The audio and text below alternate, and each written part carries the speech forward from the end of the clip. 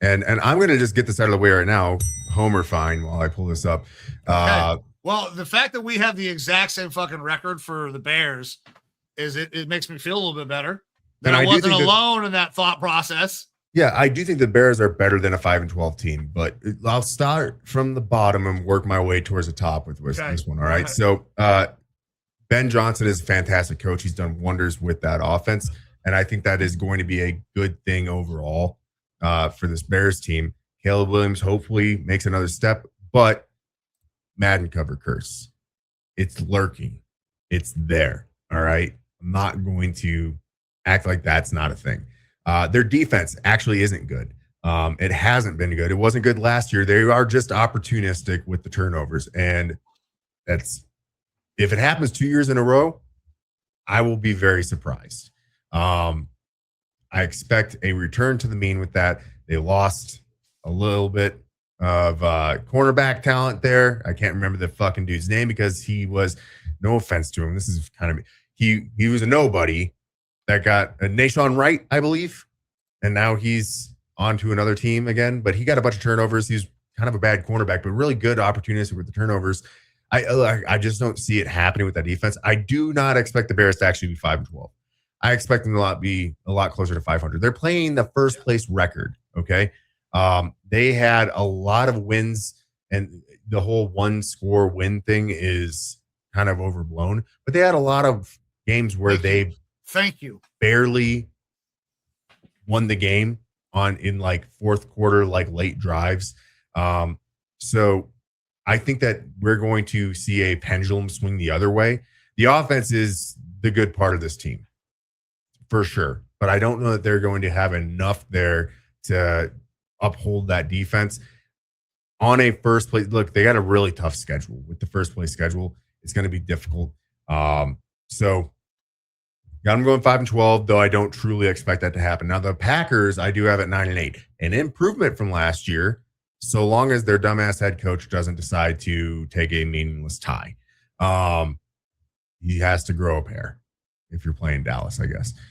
So I have them going 9-8. Look, you said stuff about Jordan Love. I do think that he's an average NFL quarterback. I think Toyotathon exists. For whatever reason, he does good in the end of the year. You just paid Christian Watson a shitload of money, but he's good for an injury. When he's on the field, like, he is very good, but he always seems to get injured. And I would be willing to bet that's going to happen again because that's just who he is. Tucker Kraft, extremely good tight end, but we are making assumptions that he's going to come back and be the same Tucker Kraft that he was prior to getting that knee fucked up. Josh Jacobs, is he going to play? Is he going to get suspended? Is he going to go to jail? It'll be a shorter suspension than probably what James Pierce got. Probably. But also, we don't know exactly for sure if he's not going to get some jail time or something. Also, he had some regression last year. And so he might be on the back end of being a good player. Marshawn Lloyd is an adequate back as a second running back, but he's not what Josh Jacobs was 2 years ago. So I think that we could see that offense kind of stay right around where they're at. And then the defense also is decent up front, bad in the back end. And what makes him pretty dynamic is Micah Parsons. Micah Parsons is feeling like he could possibly be back by the Dallas game, but I'm not sure that he's going to play a full 8 games this year. He's coming back from a pretty significant knee injury. I've heard some rumblings of they could consider keeping Micah Parsons out all the way until the end of the year with the expectation that you put him in for a playoff run because he is a marquee player on your team. You don't want to fuck it up and have him get hurt and have this go into next year. So I think that the Packers improve from last season because they don't tie. So it makes them 9-8 instead of 9-7-1. The Lions, they have a shitload of offensive talent, no doubt. But they scare me because so much more is on Jahmyr Gibbs' plate this year, being like the premier guy. If an injury happens to him, things really start to derail because Pacheco is Isaiah Pacheco. He's okay. He doesn't do exactly what David Montgomery did. He's okay. But then things really are going to start to fall apart on this offense. I am concerned about that offensive line still. And the loss of Ben Johnson still hangs around there. We saw how huge of an impact it was last year. The Lions were last in the NFC North last year because of more bad defensive play, more defensive injuries, and not having that magic on offense with the offensive play calling. I think that they can reach this 11-6 record, but they scare me because they're like an injury or two away, or that offensive line being bad again, or offensive play calling being stale again from being really shit. And Drew Petzing doesn't excite me as that offensive coordinator. And then my Vikings, again, Homer fine. I don't really give a shit. Every other year on the even years, they go double-digit wins. Last year, they had 35th best quarterback play in the NFL. Kyler Murray, while I have been extremely critical of him on this show, plays average quarterback play at his worst. You have one of the best, if not the best, receiving rooms in the NFL. You have an improved run game with Frank Smith coming in. We got to see a little bit of that wide zone being used in the preseason game, and it looked really fucking good. We have a excellent fullback now on Max Bredesen. He was laying motherfuckers out. One of my favorite all-time Vikings is Jim Kleinsaucer. Okay, I feel that. Yeah, I can get behind some Kleinsaucer. Bredesen is giving me Kleinsaucer vibes. And so I love having that out there. And then Brian Flores is making things happen again with the defense, just like he does every single year, where they're going to be fringe top 5 with some guys that you don't fucking know. Here's a name for you guys right now. Chuck the Prophet Demings. Pay attention to this dude. He's fucking awesome. And no one knows who the fuck he is. Look him up on YouTube. The guy is motivational as fuck. I don't think that he's ever said a single just regular statement on film. It is nothing but one-liners with this guy. And like motivational, extreme positivity one-liners. He's getting some run where he's probably going to be the third cornerback as a late round pick rookie. He's possibly going to be out James Pierre for that third spot on the starting defense. Has been fantastic entire training camp, fantastic in the preseason game. And like I said, some of the players on the team are saying that he's like a prophet, the way that he talks. Brian Flores said that he might be the glue guy for the defense, which is crazy. So Charles Demings, aka Chuck, got to pay attention to, a guy who I was high going into the draft process and even more high on now. Love the guy. So you're going to get good quarterback play, at least average. I've said it before. I don't necessarily like it, which is weird to say because I just want my Vikings to win. I think Kyler's going to be in the MVP race. This is just how it fucking happens, man, with this team. They bring in guys and they get the most out of them at quarterback. It happened with Sam Darnold. It happened with Kirk Cousins. It happened for a little while with Josh Dobbs. Now it's going to happen with fucking Kyler Murray, and everyone's going to point to the Cardinals and be like, you guys fucking suck because you had this dude playing at this level with Minnesota. Why couldn't it happen there in Arizona? It's because it's Arizona. And like I said, I don't necessarily like it because it puts us in a weird fucking spot where we're going to have to pay him a shitload of money. As far as the JJ McCarthy conversation, everyone who watches the show should know I'm a JJ fan. That preseason game, was bad. Like, it looks like his processing is the worst I have seen it the entire time he's been with Minnesota. He second guesses everything he does, man. He doesn't trust his eyes at all at this point. It looks unnatural, his throwing motion now with the mechanical switch. And I think part of that is the processing being slow and not trusting what he should be doing with it. It sucks. It is what it is. I hope the best for him. But, it is obviously Kyler's show right now. I think that we are going to have the best run game that Kevin O'Connell has had since he's been here. We are going to see the wide receivers do what they do. TJ Hawkinson, Juwan Jennings, Jordan Addison, Justin Jefferson. It's tough to beat that crew. And Kyler just has to play top 15 quarterback. And I think that we will have easily a double-digit win record, if not what I have here, 13-4 or better. Like, I know everyone is fucking, dude. I'm chomping at the bit to get back in here. I'm just waiting for. They went 9-8 last year, and you had them going 8-9. Like, they got worse somehow, but they're gonna have would you say that they're probably going to have better quarterback play than they did last year? And that's where I wanted to push back on, because you said that Kyler Murray is going to play. He's at no worst average quarterback play. And in his entire career, he's never been less than like 15th. He was benched for Jacoby Brissett. We can say that it was an injury. We know that was a soft benching. Yeah. That he was taken out as a soft benching and then hidden behind an injury for Jacoby Brissett.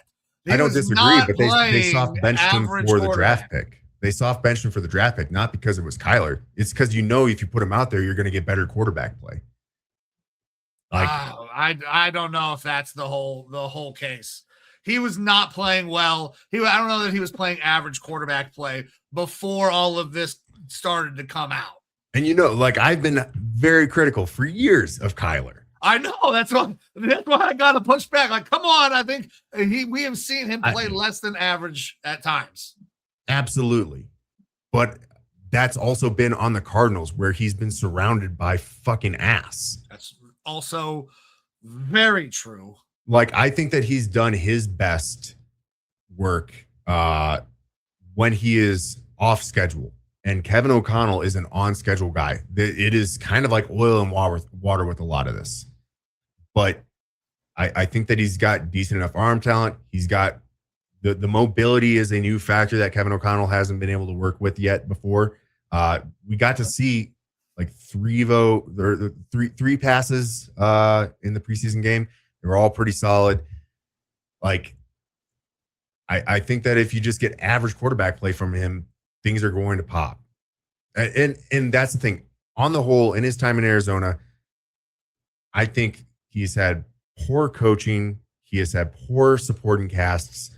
He has probably felt like he's needed to work off script and be Superman, and he doesn't need to do that in Minnesota. He just needs to do what Sam Darnold did 2 years ago and get the ball to his playmakers. And that didn't happen last year with JJ McCarthy. Yeah, okay. So that is very true. You guys did not get the ball out to your playmakers. JJ was not efficient at all. So there is a chance that just getting it out there, sure. But I think to ask him to do what Sam Darnold did would be not fair at all, because I don't think that Kyler is that type of player. Kyler is a guy that needs the boot, that needs to scramble, that wins in off-schedule plays. Sam is more of an on-script guy now that he understands the flow of the game. And Kyler's not that. So when you have KOC, who is used to these guys, or he wants these guys to operate on time, on schedule so much more, Kyler's not really that guy. So I have reservations that Kyler's all of a sudden going to be like, oh, okay, I'm just going to take a step back and just distribute to my playmakers rather than trying to do something special and take a game over himself. That's just not the type of guy that he's ever really been, going all the way back from high school to now. Like, he has been a dude that can just go and make a play around anybody he wants. So is he going to be in that right mindset that he's just a now point guard distributor type guy? That's the thing. I think that if he plays to the negative, what you're saying, if he plays in that negative sense, how you're playing, I think he still ends up being middle of the pack quarterback, at least 10 spots better than we had at quarterback last year. And so I still think that year was really bad. It was really bad, but that's the thing, is that gets you into middle range of NFL quarterbacks, and you're probably picking up a couple wins from last year. And last year they were 9-8. So that's that's what I'm saying. It's with how the defense is and all the playmakers, you barely need anything. It's the same sort of situation with your Browns. You're a quarterback away. I think the Vikings offensive line is very good. I think that their running back room could be better, but they fit what Frank Smith is bringing in there now. The receiving core is fantastic. The defense, I don't even have to think about. They're just going to be good. So all we need is just a bare modicum, just a crumb of fucking quarterback play, and you're going to get a lot better returns than you had last year. That's the Vegas odds of us being at 8.5 wins, I think is like the easiest gavel bang ever. You put it this way. If Carson Wentz were to stay healthy and play all of last year, Vikings are a playoff team. Carson Wentz fucking sucks. Yeah. Carson Wentz was putting up over 300 yards a game in his 5 games he was playing with the Vikings on the aggregate. He was having multiple passing touchdowns. That's below average quarterback play that they were getting from Carson Wentz, and they probably would have been a playoff team. And I think Kyler Murray is better than Carson Wentz. Okay. Well, yeah, maybe. Listen, I didn't see much from Kyler in this last game. How many passes did Kyler throw exactly? I think he was 2 or 3. Okay. And the one that was the missed was went off Aaron Jones's hands on a 3rd down in the red zone. Because he threw the one, was it a comeback? I thought it hit the fucking ground, but they called it a catch. To Jordan Addison. Yeah, to Addison. I don't remember. And it was reviewed and upheld. Ones, I think it's still questionable for sure. Yeah, I thought it hit the ground. But yeah, so listen. I will be a little shocked if Kyler comes out and balls out. I hope for you and the sake of the show that the Vikings are fucking ballers. This is the thing is I feel fucking stupid for this, but like I'm not worried at all about my prediction for the Vikings. Like I don't know that I felt this confident about this prediction in such a long time, which is why I've got tattoo bets out there with the Sportoxy guys of like, hey, the Vikings are going to go double-digit wins and win the division. Yeah. Like it's too fortuitous for their history of how things have gone with this team. Like, I feel like I have some sort of fucking secret script of how things are going to fucking go. But like, this literally is the trend of what happens every single time. So I don't know. It's going to be crazy. Listen, I hope that it works out, man. Listen, I'm rooting for you because I think my team's not going to be very good. Problematic. Thank you, brother. Appreciate you. But I was, when I saw this popped up, I was like, God damn, 13-4. Listen, and I know that you rock with your boys like every time. You don't have that. You know what? You're not like a Browns fan who's jaded, who's just like, you know what? We're probably losing today. You might even say, yeah, we're probably losing today. And you are just going to go on and be like, fuck it. Taking the Vikings. And I do appreciate that. It is weird because the entire time that we've been doing this show, my Vikings generally just have been good. Like, you didn't get to see me in the doldrums of the Vikings where it was like we'd have 3-4 years of being dog shit and then a couple years of being good and then dog shit. I haven't been like, oh, this is always going to be our year when we're trotting out rest in peace Tavares Jackson and stuff like that. Like I'm willing to be realistic with some of this stuff. The least realistic, I guess that you could say, was last year, and it was because I had just such high lofty projections of JJ McCarthy, which obviously wrong on as of right now. Yeah. I still obviously hope best for him and want the best, and I think that there's a chance, but it's probably like a 20% chance at best that he ends up working out into an average NFL quarterback. I'm holding out hope for it. I'm buying stock while it's low, but I haven't had the opportunity because my team hasn't been complete ass water for a while, so I haven't been put in your position where it's like, oh, the Browns. It's tough. Hey. Listen, Browns fans are some of the most loyal motherfuckers you'll ever meet. I promise you that. Yeah. Look, Bears fans, willing to hear your arguments. Lions fans, I'm willing to hear your arguments. Packers can suck my whole cock from the back. Don't really care. Call me a homer. Call me what you want. I don't really give a shit. Hate on me at the end of the year when I'm wrong or I'm right. Fucking, we'll see then. Well, I'm hoping for you to be right because it'll be nice to root for one of these teams in the playoffs. Mine will not be there. Man, we're just all over on the nope. Jesus. Yes. Just cycle them all. We're just going to do every single there we are. There it is. There we go.